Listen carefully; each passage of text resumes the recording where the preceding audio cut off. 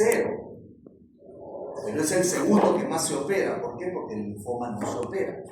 Pero ese es el orden de presentación: adenocarcinoma, linfoma y tumores cromáticos. El resto son en realidad misceláneos, y como ven ahí tres, pueden encontrar desde tumores endocrinos, páncreas ectópico, cáncer de páncreas ectópico, linfomas, etcétera, etcétera.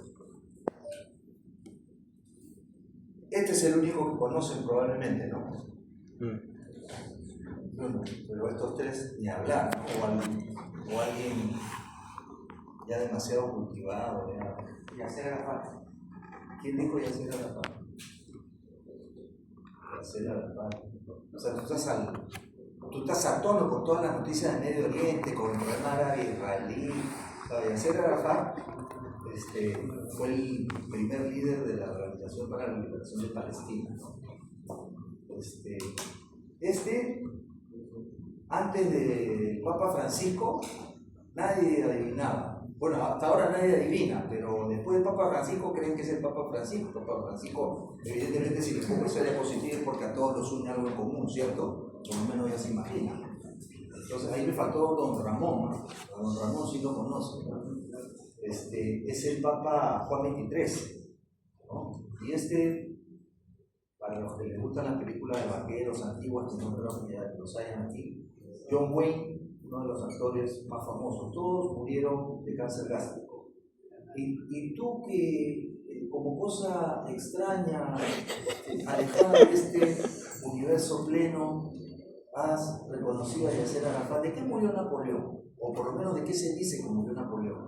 Ahora yo estoy afirmando una verdad, pero que no muchos conocen. ¿De qué? Envenenado, ¿no? ¿En dónde? En la isla de Elba, ¿no? ¿Y envenenado con qué? Con cianuro, no, con arsénico. Con arsénico es lo que, digamos, la historia conocía, ¿no? Hasta que, es decir, fueron teorías, ¿no? Porque la autopsia del doctor Antomarchi, que era su médico cabecera, estaba ahí. Decía claramente, se observa un estómago a manera de pera elongada, gruesa, de paredes gruesas, con nódulos oscuros alrededor del estómago, etcétera, etcétera, etcétera, que coincidía con la autopsia que también Carlos Antomarchi le hizo al padre de Napoleón, describiendo exactamente una misma lesión. Es decir, había un cuadro de asociación probablemente genética ahí, ¿no? Pero no, todos prefirieron ir por el tema del envenenamiento por arsénico, etc. Entendiendo que Napoleón era una figura pues muy controversial y de mucha disputa social, política, ¿no?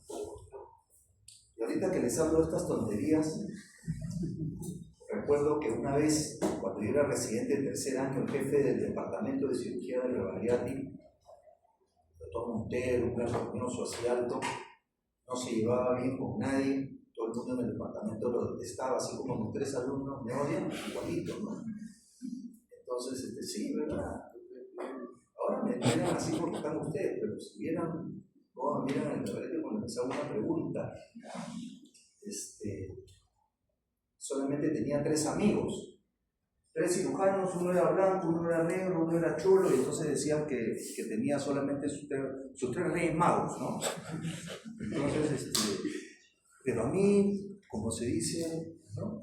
El lenguaje popular me agarró camote, el doctor lo estaba a conversar conmigo, cuando entraba a la oficina, coordinar algunas cosas con la secretaria, Portanova, pase, y se sentaba, y recuerdo una vez cuando me dijo, mira, Portanova, cuando uno empieza a hablar de con qué pasa mejor un café, con la moca italiana, con la cafetera expreso, con la prensa francesa, con la gota a gota de la bolita, o cuando te empiezas a preguntar con qué marida mejor un Cabernet Sauvignon, un Malbec.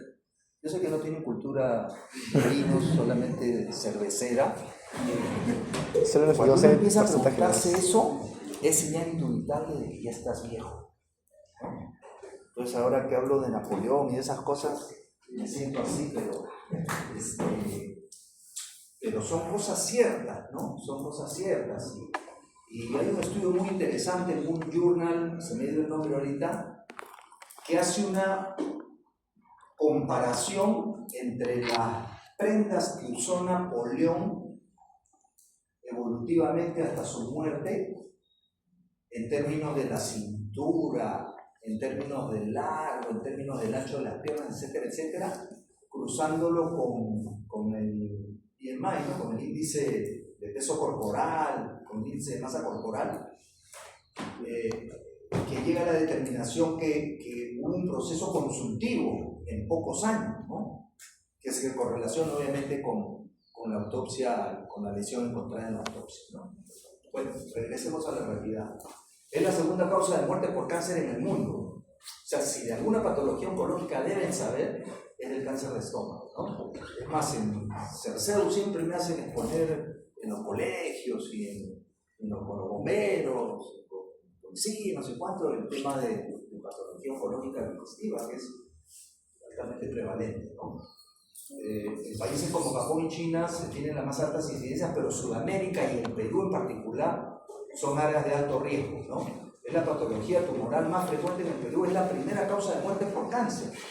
No es la causa más frecuente de cáncer, está en tercer lugar, pero es el cáncer que más mata. Es la primera causa de mortalidad por cáncer, el cáncer de estómago. Entonces, algo hay que detectar tempranamente, como toda patología oncológica, es el cáncer de estómago, porque obviamente la posibilidad de sobrevivir va a estar directamente relacionada a lo temprano del estadio. Entonces, repito, a nivel mundial es la tercera causa de cáncer. En el Perú no es la más frecuente, es la más frecuente a nivel intestinal, es la que más mata. Es más frecuente en hombres. Hay algunos factores relacionados que tienen que ver con los factores ambientales, ¿no? Básicamente las altas ingestas de sal. El doctor Hernán Espejo Romero, profesor también de la Universidad, gastroenterólogo, considerado padre de la gastroenterología latinoamericana, porque fue el primero que realizó una endoscopía con fibra en Latinoamérica, hablaba mucho de cómo la sal ingerida en el estómago se termina convirtiendo en nitrosaminas, y la nitrosamina como tal tiene un efecto oncogénico, ¿no? Entonces, en el país comemos mucho alimentos secos salados. No estamos hablando obviamente de la sal que le echa uno para preparar la comida, pero hay localidades donde se come, en localidades de las que hablábamos, en el Asia, ¿no? En el sudeste asiático, en Japón se come en la China mucho alimento marino fresco, pero se come abundante también productos secos salados. En la selva, que se diga, Callejón de Guaynas, toda esa zona, los famosos jamones que están ahí colgados de los techos. Entonces, eso ya está definido, la acción de las nitrosaminas como factor carcinogénico. El pollo al cilindro, pues ya no coman pollo al cilindro, es alimento ahumado. Coman pero poquito, ¿no? Pobre consumo de vegetales. Y hablando de Napoleón otra vez, ¿no? ¿Cómo se llama eso en psiquiatría? Lo que estoy haciendo, volver a lo mismo. ¿Qué cosa hacía Napoleón? Viajaba por el mundo en su gran campaña de conquista. ¿Y qué llevaba? Su mano de plátanos, un par de paltas. No, evidentemente para esas grandes campañas se llevaban alimentos preservados. ¿Y con qué? No llevaban una fruta, que es fuente de antioxidantes. Por ahí de repente sí la encontraba. Entonces miren la parte genética de su padre, ¿no? Los factores ambientales que ejercieron también un efecto a través del tiempo. Ya está determinado por la OMS el factor, el potencial carcinogénico del famoso Helicobacter pylori, el reflujo biliar, dañando toda la estructura de la barrera de protección del estómago, generando gastritis, y los factores genéticos de los que ya les hablaba. En cuanto a la sintomatología, a ver, cuando estén en su serum, ¿no? O sea, que el doctor Portanova nos ha dicho que si de alguna patología oncológica debemos estar alertas, y es la que más debemos diagnosticar tempranamente, es el cáncer de estómago. Si algo tiene que estar alerta es de eso, de estos dos primeros. Porque ya cuando el paciente viene con llenura precoz, náuseas, vómitos, melena, hematemesis y pérdida de peso, el señor que me ha abierto la puerta ahora de la cochera y que me ha hecho un escándalo que dice que ya no me va a dejar entrar si no hago una carta de administración, porque no sé qué problema hay con la cochera, Él viene y me dice, señor alumno, yo creo que ese paciente tiene cáncer de estómago, ¿no? Hasta él hace el diagnóstico. O sea, ya si el paciente tiene todo esto, es más, en el hospital a veces nos ha pasado que los vigilantes que están por ahí dando sus vueltas, pasan en las habitaciones, vigilando siempre, ¿no? Que no se roban las cosas y los trocitos. Hay un paciente ahí en el cual empieza a contar bien tela, ¿no? Entonces dice que tiene un cangrejito, algo así. O sea, ellos mismos se dan cuenta. Ellos mismos se dan cuenta. Entonces no necesitan estudiar 7 8 años de medicina. La idea es actuar acá. La idea es actuar. Dolor abdominal y dispepsia. No le echen la culpa a la muerte lenta. No le echen la culpa a la muerte lenta, le dicen. Al comedor. ¿Cómo le dicen al comedor? Muerte lenta. Vamos a la muerte lenta. No han cambiado. Cuando viene el alumno también. ¿Y cómo pagan ahora? ¿No se pagan? Bueno, en esa época costaba menos de 10 centavos. Esa monedita de 10 costaba la 10ª parte. Entonces el señor que atendía salía y los que estaban en la cola costaba 1, 2, 3, 4, el 10º tenía que sacar su moneda. Y sacaba de cada 10 en 10 sacaba una monedita. Algunos dobleteaban, ¿no? ¿Se puede dobletear? Entonces, esa dispepsia no es porque tuvieron la muerte lenta, ¿no? Hay que tener cuidado. El diagnóstico se hace con una endoscopía y con la corroboración de un estudio anatomopatológico. Y el cáncer de estómago admite 4 grandes tipos, como ya lo vieron en su clase de gastroenterología, el forma 1, 2, 3 y 4, ¿no? El tipo 1 es una lesión elevada, no es una lesión polipoide, ¿no? Muchachón, no es una lesión polipoide, ¿no? ¿Ah? O se le puede decir polipoide. Bueno, Carlos Lanfranco se revolvió en su tumba, escuchase decir polipoide, dentro de su concepto de que el médico no lo ve con propiedad, ¿no? ¿Qué significa polipoide? ¿Qué significa el sufijo oide? Y finalmente el establecimiento de la característica del pólipo no depende del patólogo. Entonces lo adecuado es decir lesión elevada. Lesión elevada y el 2 y 3 lesión ulcerada. Y a ver, sorpréndanme, ¿cómo diferencio un Bormann 2 de un Bormann 3 si ambas son ulceradas? Por infiltración. Por infiltración, ¿por qué sabes? ¿Has estudiado ahí? Eso. Y ya por la infiltración, pero igual la infiltración, eso lo determina el patólogo. O sea, lo que dices es correcto, hay una infiltración, pero eso macroscópicamente, ¿cómo lo aprecias tú? Porque la clasificación de Bormann es una clasificación endoscópica, macroscópica. Entonces, la infiltración no la ves. Hay una expresión indirecta del componente infiltrativo. ¿Cuál es?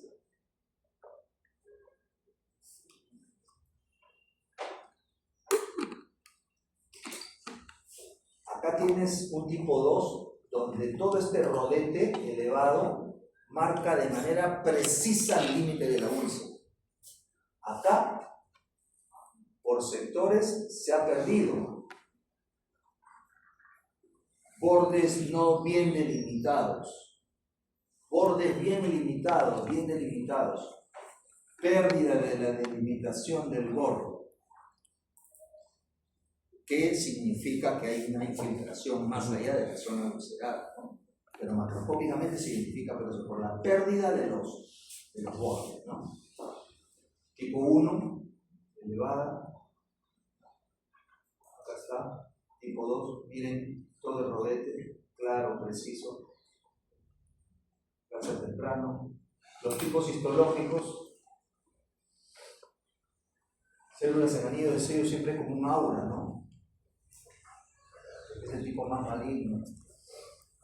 Radiografía esófago, estómago y duodeno probablemente cada vez pase más al olvido en ausencia de las excelentes endoscopías de magnificación que tenemos ahora.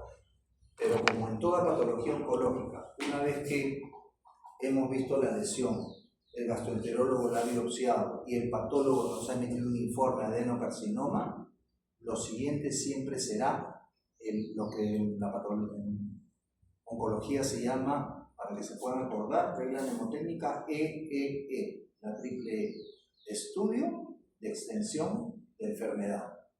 Y el estudio de extensión de la enfermedad en el esófago como en el estómago se realiza a través de una endoscopía, tomografía. Rayos X ya casi no se hace mucho.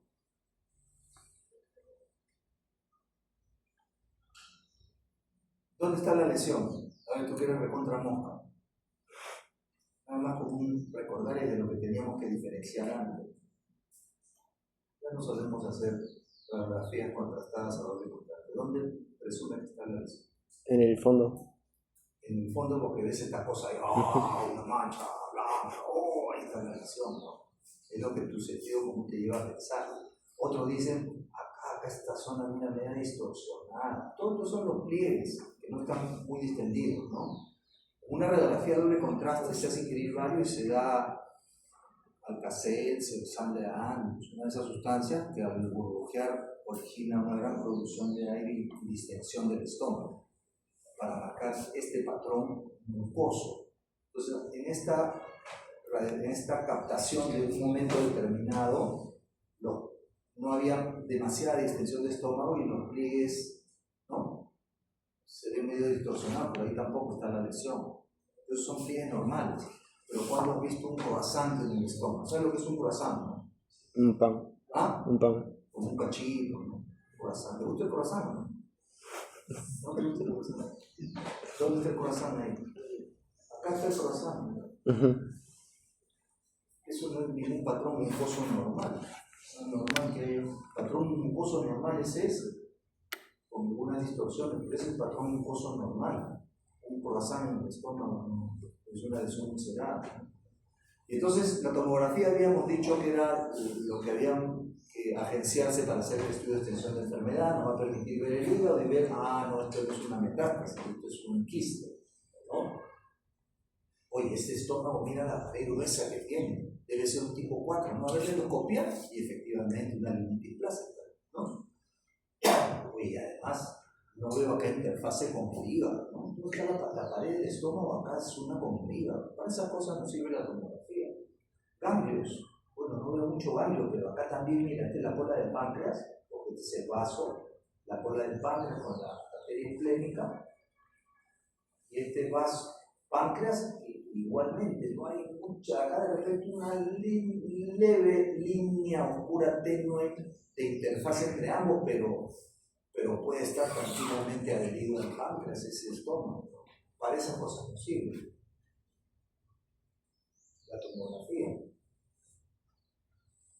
En algunos casos podemos ver la lesión tipo 1 elevada dentro del estómago. Y esto es importante. ¿Qué es esto? Delante de la columna, ¿cuál? ¿Ah? ¿Qué es? Delante de la columna, a la izquierda. Aorta. La aorta, ¿no? Pero ¿y estos nódulos acá? Es un tremendo conglomerado ganglionar que llega incluso hasta el límite con la aorta. Eso, ¿quién se va a meter a operar eso? El estómago aquí, ni forma de delimitarlo con el hígado. Una lesión localmente avanzada, adherida al hígado con gran reacción linfática enorme, un tumor totalmente irresecable. Entonces, el definir la conducta terapéutica depende del estadio. Acá también un ganglio enorme, un solo ganglio, pero enorme, ¿no? Ya sabemos que va a dar batalla a esa cirugía. Recuerdan que les había dicho que también para el cáncer de esófago ya no podíamos, ¿no?, captarnos los cirujanos que el tratamiento quirúrgico es el único que cura al paciente. No, este es el famoso disector alpinal, ¿no? Estos son ejemplos de resecciones mucosas, ¿no? Con cápsula capturadora, con asa, con fuerza, etcétera, etcétera, pero el advenimiento de esto da la posibilidad que de la resección mucosa hayamos pasado a la disección submucosa, la misma que se hace en el POEM, ¿no? Para el tratamiento del divertículo de Senker, es incidir y empezar a labrar un espacio en el plano submucoso.